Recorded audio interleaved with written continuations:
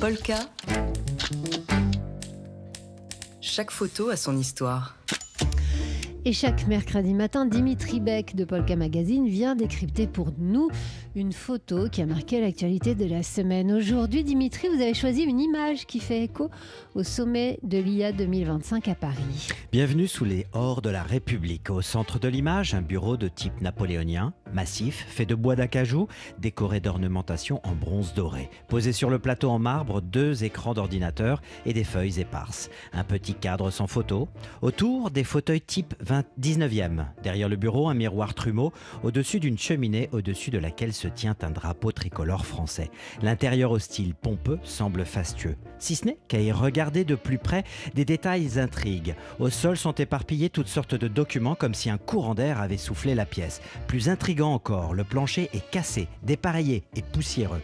Mais alors, que s'est-il passé dans cette pièce qui pourrait être le bureau du président de la République à l'Élysée? Aurait-il été vandalisé par des gilets jaunes en colère? Des cambrioleurs à la recherche de documents confidentiels auraient-ils fouillé l'antre du président jupitérien? Rassurez-vous, chers auditeurs, et Laure, rien de tout cela. Ce cliché n'est pas une photographie. Ce qui ressemble à s'y méprendre au bureau du président n'est autre qu'une image générée par l'intelligence artificielle, donc fausse. Alors, j'ai tout bien regardé, le résultat est vraiment bluffant. Pourquoi ce choix ? Ces jours-ci, Paris est la capitale mondiale de l'IA et le président Emmanuel Macron, maître de cérémonie, déroule le tapis rouge au boss de la high-tech.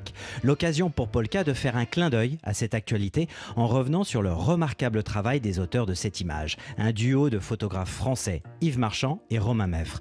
Depuis plus de 20 ans, ils partagent une passion commune pour l'urbex, pratique qui consiste à visiter des lieux urbains abandonnés ou désolés à travers le monde qu'ils documentent à la chambre photographique. Et puis l'année dernière, ils ont décidé de s'amuser un peu et de réaliser un projet à l'IA qu'ils ont appelé les ruines de Paris. Dans leurs yeux et leur imagination, notre belle ville lumière s'est transformée en une cité oubliée, abandonnée à son sort, au vent et à l'usure du temps. La pyramide du Louvre, le Moulin Rouge, la Tour Eiffel, l'Arc de Triomphe, tous ces monuments en sont réduits à l'état de vestiges. Dans un futur indéfini, Paris n'est plus une fête, mais une mégapole déchue. Si tout cela semble si réaliste dans ce monde fantasmé et dystopique des deux artistes, c'est bien grâce à l'intelligence artificielle. Si l'IA peut être formidablement utile au quotidien dans de nombreux domaines, Laure, il peut aussi nous jouer de mauvais tours quand il s'agit d'images. La désinformation ne tient qu'à un clic. Alors, méfions-nous des faux-semblants. Alors, les ruines de Paris de Marchand et Meffre, ça a été une exposition chez vous, Dimitri, chez Polka.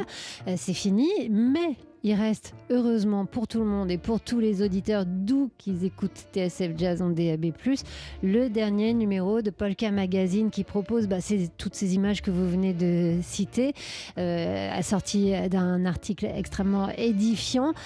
Et puis il y a un livre aussi qui est sorti chez Albin Michel. C'était donc Dimitri Beck de Polka Magazine avec une chronique à réécouter jusqu'à satiété sur le site de Polka.